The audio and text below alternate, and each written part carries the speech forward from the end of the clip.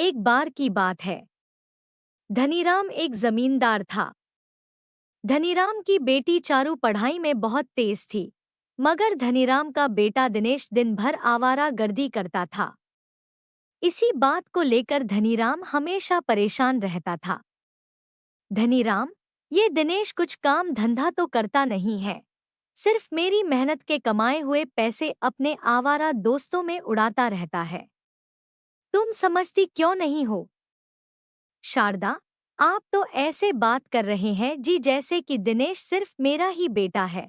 आपका तो कुछ लगता ही नहीं।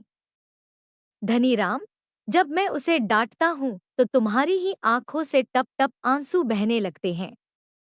शारदा, अरे, आपसे डांटने के लिए किसने मना किया है? आप तो उसे मारने लगते हैं। जवान बेटा है, कहीं कुछ कर बैठा तो? धनीराम, अरे, जवान है तो क्या हुआ? उसे कुछ भी करने की आजादी दे दूं? देखो शारदा, दिनेश सिर्फ तुम्हारी वजह से ही बिगड़ा है। शारदा, वाह पति देव, बेटी पढ़ाई में अच्छी है तो वह आप पर गई है। अगर आवारागर्दी करता है बेटा तो उसे मैंने बिगाड़ा है। आप तो जी जवानी में बड़े सीधे थे। धनीराम, मैंने तो अपने पिता की दौलत को अपने आवारा दोस्तों में कभी नहीं उड़ाया। 20 साल की उम्र में ही काम करने लगा था और अपने पिता का हाथ बटाने लगा था। और तुम्हारा बेटा तो अपने पिता के ऊपर बोझ है। शारदा, बस कीजिए, इतना भी बिगड़ा हुआ नहीं है मेरा बेटा। अरे, इतनी दौलत है, कहाँ ले जाओगे? एक दिन तो वह दौलत दिनेश को ही मिलनी है। बिटिया तो अपने घर चली जाएगी। धनीराम, गांव में ऐसा कोई व्यक्ति नहीं है जिसने मुझसे दिनेश की शिकायत ना की हो। परसों तो दिनेश ने हद कर दी। मुखिया की बेटी बिंदिया को भी छेड़ा है उसने। शारदा, बस बस अब मैं अपने बेटे के खिलाफ एक शब्द नहीं सुन सकती। पता है मुझे, आपके मुंह तो वो कलमुआ नौकर प्रकाश सिर पर चढ़ा है। संसार में तुम ऐसे पहले पिता होंगे जो अपने बेटे की जगह अपने नौकर की तारीफ करते फिरते हो। नौकर, आप आ गए मालिक। आपके कहने के मुताबिक मैंने सुबह ही खेतों में पानी डाल दिया है और जो आपने गड्ढा खोदने के लिए बोला था वो भी खोद दिया है। धनीराम, अभी तो सुबह के 7 बजे। प्रकाश, तू कितने बजे से काम पर लग गया? नौकर, मालिक, मैं सुबह 4 बजे ही आ गया था। एक बात और बतानी थी आपको। धनीराम, कौन सी बात? नौकर, कुछ देर पहले मुखिया यहाँ आया था। आपको बहुत उल्टी सीधी सुना रहा था। बोल रहा था अगर वो जमींदार है तो क्या उसके लड़के को गांव की लड़कियां छेड़ने का कोई लाइसेंस मिला है क्या? वो पुलिस में रिपोर्ट करने की धमकी देकर गया है मालिक। धनीराम, अच्छा है, वो पुलिस में रिपोर्ट कर दे। एक तू है प्रकाश और एक मेरा बेटा है। दिन भर कुछ नहीं करता सिवाय आवारागर्दी करने के अलावा, और मैं उससे कुछ कह भी नहीं सकता क्योंकि मेरा कुछ भी कहना उसकी माँ को बहुत बुरा लगता है। नौकर, आप दिनेश बाबू को समझाते क्यों नहीं? धनीराम, मैं उसे समझा समझा कर थक गया हूँ। नौकर, मालिक, मुझे कुछ देर के लिए जरूरी काम है।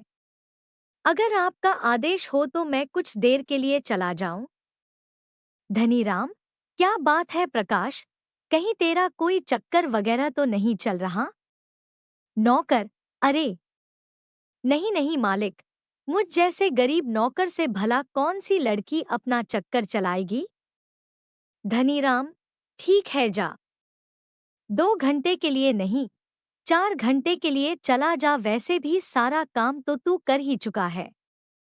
जंगल में नदी किनारे, चारू, मैं तुम्हारा कब से इंतजार कर रही हूँ प्रकाश। घर में तो तुमसे बात करने का मौका मिलता ही नहीं। प्रकाश, चारू, आज मैं तुमसे साफ साफ कहने आया हूँ कि अब मैं तुमसे नहीं मिल सकता। चारू, लेकिन क्यों प्रकाश? मैं तुमसे प्रेम करती हूँ और तुम भी तो मुझसे प्रेम करते हो। प्रकाश, प्रेम तो मैं भी तुमसे करता हूँ, लेकिन मत भूलो कि मैं तुम्हारे घर का नौकर हूँ। मालिक मुझ पर कितना विश्वास करते हैं, लेकिन कहीं अगर किसी दिन मालिक को कुछ पता लग गया तो वो मेरे बारे में क्या सोचेंगे? चारू, मैं कुछ नहीं जानती प्रकाश, मैं तुमसे प्रेम करती हूँ और तुमसे ही शादी करूंगी। अगर मेरी तुमसे शादी नहीं हुई तो मैं जहर खाकर अपनी जान दे दूंगी। चारू गुस्से से वहां से चली गई। कुछ दिन ऐसे ही बीत गए। एक दिन शहर से हुकुमचंद नाम का एक बड़ा व्यापारी मुखिया को लेकर जमींदार के पास आता है। मुखिया को देखकर धनीराम चौंक गया। धनीराम, मुखिया जी, मैं दिनेश की हरकत पर बहुत शर्मिंदा हूँ। मुखिया, अरे नहीं धनीराम जी, दिनेश की हरकत को मैं कब का भूल चुका हूँ। आप भी भूल जाइए। दिनेश बच्चा है और बच्चे तो गलती कर ही देते हैं। दरअसल धनीराम जी, मैं हुकुमचंद जी को आपसे मिलवाने के लिए लेकर आया हूँ। हुकुमचंद जी शहर में बहुत बड़े सोने के व्यापारी हैं। हुकुमचंद, नमस्ते धनीराम जी। मुझे मुखिया जी के द्वारा ही आपके बारे में पता लगा है। मुझे एक अच्छे और सच्चे व्यक्ति के तलाश थी। मुखिया जी ने बताया कि आप बहुत ईमानदार और धनवान व्यक्ति हैं। धनीराम, मुखिया जी ने मेरी तारीफ तो कुछ ज्यादा ही कर दी। मुझसे ज्यादा अच्छे इंसान तो मुखिया जी हैं, जिन्होंने मेरे बेटे की गंदी हरकत को भी माफ करके भुला दिया। बताइए आपको मुझसे क्या काम है? हुकुमचंद, दरअसल मैं सोने का एक बहुत बड़ा व्यापारी हूँ और मैं हिंदुस्तान छोड़कर विदेश में बसना चाहता हूँ। मेरे पास कुछ सोने का स्टॉक है। मैं चाहता हूँ कि उस सोने को आप खरीद लें। मैं वो सोना आधे पौने दामों में बेचने के लिए तैयार हूँ। इतना कहकर हुकुमचंद ने एक बड़ी सी अटैची धनीराम के सामने खोल दी। उसमें ढेर सारे सोने के बिस्कुट रखे हुए थे। सोने को देखकर धनीराम बुरी तरह से हैरान हो गया। धनीराम, लेकिन इतना ढेर सारा सोना आप शहर में किसी को भी बेच सकते हैं। हुकुमचंद, जी बिल्कुल बिल्कुल, लेकिन मैं चाहता हूँ कि ये सोना किसी गांव के व्यक्ति के पास रहे, क्योंकि गांव के व्यक्ति बहुत दयालु स्वभाव के होते हैं और लोगों की मदद करते हैं। वैसे तो ये सोना 5 करोड़ का है, लेकिन मैं यह सोना आपको सिर्फ 2 करोड़ में बेचने के लिए तैयार हूँ, यानी आधे दाम से भी कम। हुकुमचंद की बात सुनकर धनीराम सोच में पड़ गया, क्योंकि वह 2 करोड़ की जायदाद का मालिक था। मुखिया, सोच क्या रहे हो धनीराम जी? अगर आपके पास कैश नहीं है तो आप अपनी संपत्ति बेचकर इस सोने को खरीद लो और बाद में सोने को मुनाफे में बेच देना। आपकी संपत्ति भी दोगुनी हो जाएगी। धनीराम, मुझे 1 हफ्ते का समय दीजिए। 1 हफ्ते बाद आप 2 करोड़ ले जाना और सोना मुझे दे जाना। धनीराम ने अपनी सारी जायदाद बेचकर 2 करोड़ की रकम इकट्ठा कर ली। 1 हफ्ते के बाद हुकुमचंद वही सोने की अटैची लेकर आया। धनीराम, गिन लीजिए हुकुमचंद जी, पूरे 2 करोड़ हैं। हुकुमचंद, मुझे आप पर पूरा भरोसा है धनीराम जी। रुपए गिनकर मैं आपका अपमान नहीं करना चाहता। मुखिया, धनीराम जी, एक बार सोने को किसी जौहरी से चेक करवा लेते। धनीराम, कैसी बातें कर रहे हो मुखिया? तुम हमारे गांव के हो, मुझसे धोखा थोड़े ही करोगे। मुखिया और हुकुमचंद रुपए लेकर वहां से चले गए। अगले दिन धनीराम वह सोना बेचने के लिए शहर गया, मगर शहर में जाकर उसे पता लगा कि वह सारा सोना नकली था। धनीराम बर्बाद हो चुका था। अब उसके पास सिर्फ घर के सिवाय कुछ भी नहीं बचा था। मुखिया अपने परिवार सहित गांव से फरार हो चुका था। एक दिन धनीराम ने अपने बेटे दिनेश को बुलाकर कहा, धनीराम, दिनेश बेटा, तुम तो जानते हो मेरे साथ कितना बड़ा धोखा हुआ है।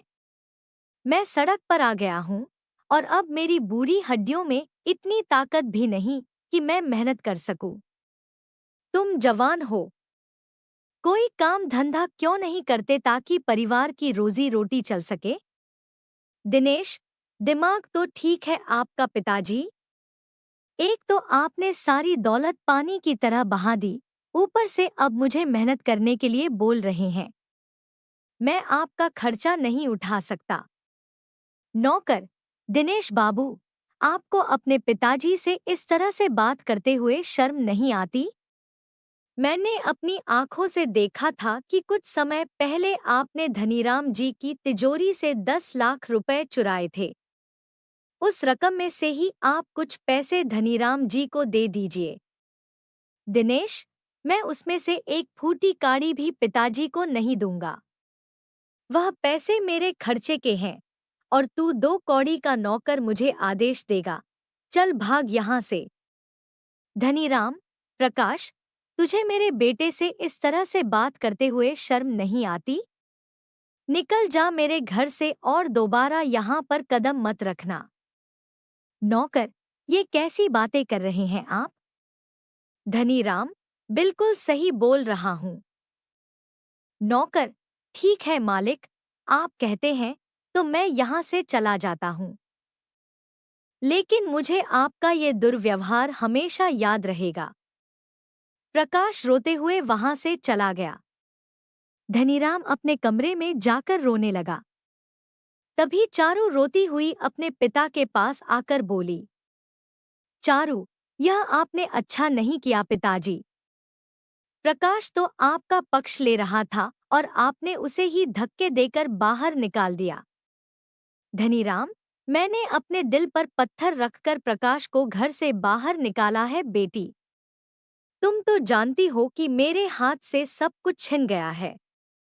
मेरी आंखों के सामने दिनेश ने एक जोरदार थप्पड़ प्रकाश के गाल पर मार दिया। मैं प्रकाश को इससे ज्यादा अपमानित होते नहीं देख सकता था।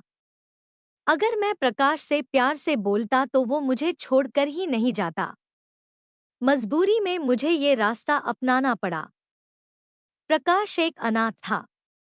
वह रोते हुए बगैर टिकट के ट्रेन में बैठ गया। नौकर, मैं अब इस गांव में नहीं रहूंगा। जब मालिक ने ही मुझे निकाल दिया तो फिर मेरा इस गांव में क्या काम? प्रकाश ट्रेन में काफी दूर तक निकल गया था। जिस डिब्बे में प्रकाश बैठा था, वहां पर उसके और एक व्यक्ति के अलावा और कोई भी मौजूद नहीं था। अचानक उस व्यक्ति के मुख से झाग निकलने लगा। प्रकाश दौड़ते हुए उस व्यक्ति के पास चला गया। ये तुम्हारे मुंह से झाग क्यों निकल रहा है, आदमी? मैंने कुछ देर पहले जहर खा लिया है। मैं एक बहुत ही धनवान व्यक्ति था, मगर एक नंबर का अय्याश था। मेरी वजह से मेरी पत्नी और बच्चों ने आत्महत्या कर ली। इस बैग को देख रहे हो? इस बैग में हीरे हैं। मैं इन हीरों को लेकर विदेश में जाकर बसना चाहता था, मगर मेरी पत्नी और बच्चों की याद मेरा पीछा नहीं छोड़ती। जब वही इस दुनिया में नहीं रहे तो मैं जी कर क्या करूंगा? इतना कहकर उस व्यक्ति ने दम तोड़ दिया। प्रकाश ने देखा कि उस बैग में हीरे भरे थे। प्रकाश एक चतुर व्यक्ति था। वह समझ गया कि अगर उसने इसके बारे में पुलिस को बताया तो पुलिस उल्टा उसे ही गिरफ्तार कर लेगी। प्रकाश इस बैग को लेकर अगले रेलवे स्टेशन पर उतर गया। प्रकाश उन हीरो को बेचकर बेहद अमीर आदमी बन गया। अमीर होने के बाद प्रकाश को चारू की याद सताने लगी। प्रकाश, सुखिया चाचा, आप? धनीराम जी कहाँ गए? सुखिया, उनके साथ तो बहुत बुरा हुआ प्रकाश। दिनेश ने अपने परिवार के सभी लोगों को धक्के देकर बाहर निकाल दिया। यह सदमा धनीराम की पत्नी बर्दाश्त नहीं कर सकी और वह इस दुनिया से चल बसी। धनीराम चारू को लेकर पता नहीं कहाँ चला गया। प्रकाश, लेकिन यह मकान तो धनीराम जी के नाम पर था ना? सुखिया, लेकिन दिनेश ने चुपके से इस मकान को भी गिरवी रख दिया था। धनीराम के पास इतने पैसे नहीं थे कि वो इस मकान को छुड़ा पाए। जाते वक्त धनीराम तुम्हें याद करके बहुत रो रहे थे भाई। प्रकाश, मुझे याद कर रहे थे, लेकिन उन्होंने ही तो मुझे घर से बाहर निकाला था। सुखिया, नहीं प्रकाश, उन्होंने तुम्हें ज्यादा अपमानित होने से बचाने के लिए अपने कलेजे पर पत्थर रखकर तुम्हें घर से बाहर निकाला था। अगर वह तुमसे प्यार से कहते तो तुम कभी नहीं जाते और उनके पास इतने पैसे नहीं थे कि वो तुम्हारा खर्चा पानी उठा पाते। प्रकाश ने चारू और धनीराम की बहुत तलाश की, मगर वह उसे गांव में कहीं भी नहीं मिले। थक हार कर प्रकाश उन दोनों को शहर जाकर तलाशने लगा। एक दिन तलाश करने के दौरान प्रकाश की नजर दिनेश, हुकुमचंद और मुखिया पर पड़ी। वो तीनों एक कार में अंदर बैठे हुए थे। प्रकाश हैरत में पड़ गया। प्रकाश, ये तो मुखिया और हुकुमचंद है, जो धनीराम जी को बर्बाद करके गांव छोड़कर भाग गए थे। उनके साथ दिनेश क्या कर रहा है? इनका पीछा करना चाहिए। हुकुमचंद, वाकई दिनेश तुम्हारे दिमाग को मान गए। किस तरह से तुमने अपने बाप को चूना लगाकर उनकी सारी जायदाद अपने नाम कर ली भाई? दिनेश, अगर मुखिया जी इसमें मेरा साथ नहीं देते तो मैं अपने मकसद में कभी कामयाब नहीं हो पाता। मेरा पिता एक नंबर का बेवकूफ इंसान था। मैं जरा से पैसे क्या खर्च कर देता था, घर में रोज रोज झगड़ा करता था। वो तो भला हो मुखिया जी का जिन्होंने मुझे ये सारी योजना बताई। मुखिया, दिनेश तुम मेरी बेटी से प्यार करते थे, लेकिन तुम कोई काम धंधा तो करते नहीं थे। और धनीराम तुम्हें कभी भी व्यापार करने के लिए पैसे नहीं देता। इसलिए मैंने पहले ये अफवाह उड़ाई कि तुमने मेरी बेटी को छेड़ा है और कुछ महीनों बाद में हुकुमचंद को लेकर धनीराम के पास पहुंच गया और उसे ऐसा जताया कि जैसे मैंने तुम्हें माफ कर दिया है। धनीराम मेरी इस भलाई को देखकर सब कुछ भूल गया और मुझ पर विश्वास कर बैठा। प्रकाश, गुस्से में, भगवान तेरे जैसी औलाद किसी दुश्मन को भी ना दे। अरे, तेरे जैसा कपूत जिस घर में पैदा हो जाए, उस घर को बर्बाद होने से भला कौन रोक सकता है? दिनेश, प्रकाश, तुम्हारे शरीर पर ये महंगे कपड़े कहाँ से आए? इसे चुरा कर लाए हो? प्रकाश, प्रकाश नहीं कृष्णा कहूदेश, कल के वक्त का एक मामूली नौकर आज के वक्त का एक बहुत बड़ा धनवान व्यक्ति बन चुका है, जो तुम्हारे जैसे ना जाने कितने दिनेश को खड़े खड़े खरीद लेगा। तुम्हें तुम्हारे किए की सजा जरूर मिलेंगी। सीधी तरह से ये बता दो कि धनीराम जी और चारू कहाँ है? दिनेश, मुझे ये क्या पता वो कहाँ है। हो सकता है सड़क पर रोड एक्सीडेंट में कहीं मरा गए होंगे। दिनेश की बात सुनकर प्रकाश को बुरी तरीके से गुस्सा आ गया। उसने गुस्से में तीनों को पीट दिया और तुरंत पुलिस के हवाले कर दिया। प्रकाश बेहद अमीर आदमी बन चुका था। पुलिस ने उन तीनों को धोखाधड़ी के आरोप में जेल में बंद कर दिया। प्रकाश मंदिर में रोज प्रार्थना करने जाता था और एक दिन उसकी नजर मंदिर की सीढ़ियों पर पड़ी। उसने देखा कि मंदिर की सीढ़ियों पर धनीराम और चारू बैठे हुए थे। प्रकाश तुरंत वहां पर पहुंचा। प्रकाश, मालिक, मैं आ गया। मैंने आपको कहां कहां नहीं ढूंढा। धनीराम, तू तो बहुत बड़ा आदमी बन गया है रे प्रकाश। प्रकाश, हाँ मालिक, लेकिन मैं कल भी आपका नौकर था और आज भी आपका नौकर हूँ। प्रकाश को देखकर चारू की आंखों में खुशी के आंसू आ गए। धनीराम, तेरे जाने के बाद इस संसार ने हम पर कई कहर ढाए।